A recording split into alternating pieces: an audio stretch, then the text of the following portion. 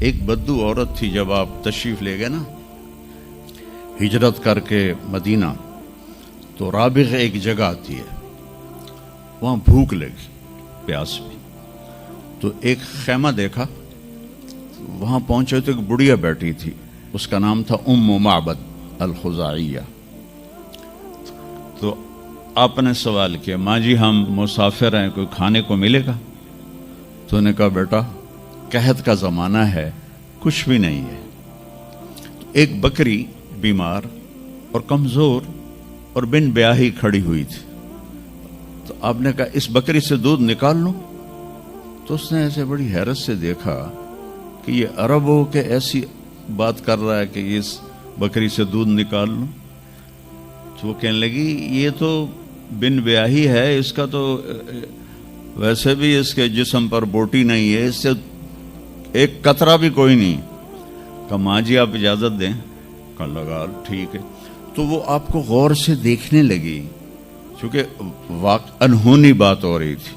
اپنا اتنا بڑا وہ تھا برتن، وہ آپ نے لیا اور اس کے تھنوں کو یوں ہاتھ لگایا تو وہ چھلک کے مشکیزے کی طرح نیچے آ گئے، اور آپ نے دودھ نکالا اور وہ فل ہو گیا۔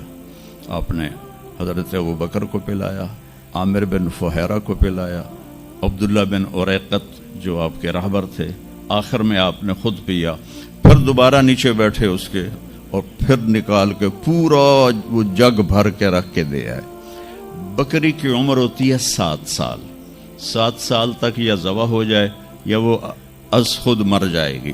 بہت کم ہوتا ہے کہ کوئی بکری 7 سے 8 سال ہو جائے۔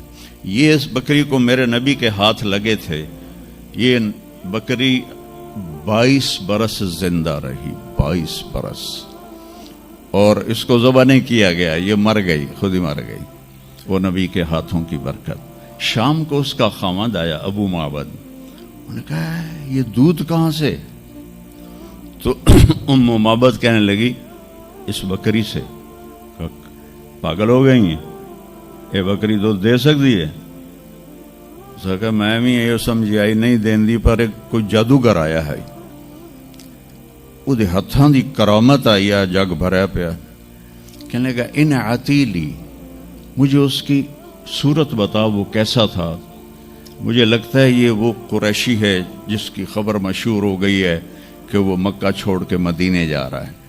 تو اب وہ بولی، ترجمہ بعد میں کروں گا، آپ الفاظ کا ردم اور اس میں جو موسیقی ہے اس کو آپ تھوڑا محسوس کیجئے گا۔ رأیت رجلا ظاہر الوداء ابلج الوجه حسن الخلق لم تعبه ثجلة لم تزری به سعلة وسیم قسیم فی عینیہ دعج فی اشفارہ وطف فی صوتہ سحل فی لحیتہ کثاثہ فی عنقہ سطع اذا تکلم علاہ البہا واذا سکت علاہ الوقار من انفسکم۔ تو کہ میں نے ایک شخص دیکھا جیسے 14ویں کا چاند کپڑے پہن کے نیچے اتر آیا ہو، اور 14ویں کے چاند کی طرح چہرہ چمکتا تھا، کلیوں کی طرح روشن تھا، ماتھا بہت خوبصورت چوڑا تھا، سر بہت خوبصورت سیاہ بڑے بال تھے، اور بھویں بڑی خوبصورت کمان کی طرح، یہاں بال نہیں تھے، یہ جگہ صاف تھی۔ یہ ہماری بچیاں یہاں ان کو لیزر کرواتی ہیں، بھائی تو ان کو مٹاؤ یہاں سے، ہائی ہائی بھی کر دیا تو اے بھی مٹائیں دیا۔ تو میرے نبی خود ایسے آپ کی بھویں یہاں تک آ جاتی تھی، یہاں تک، اور آپ کی آنکھ موٹی تھی اور سیاہ تھی اور سرخ ڈورے تھے اور لمبی تھی، اور آپ کی بھویں قدرتی لمبی تھی، لمبی جیسے یہ بچیاں وہ مصنوعی نہیں لگا لیتی، وہ پتہ بھی لگ جاتا ہے مصنوعی ہے تو کی فائدہ ہویا، تو یا تو پتہ نہ لگنے دو، اور جب دور سے نظر آ جاتا ہے کہ کسی اٹھ دی لے کے آ گئی ہے،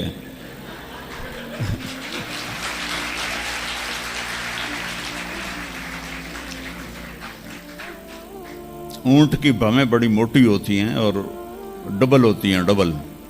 तो इसलिए मैंने कहा जिवें कैसे उठदी लेके आ गई।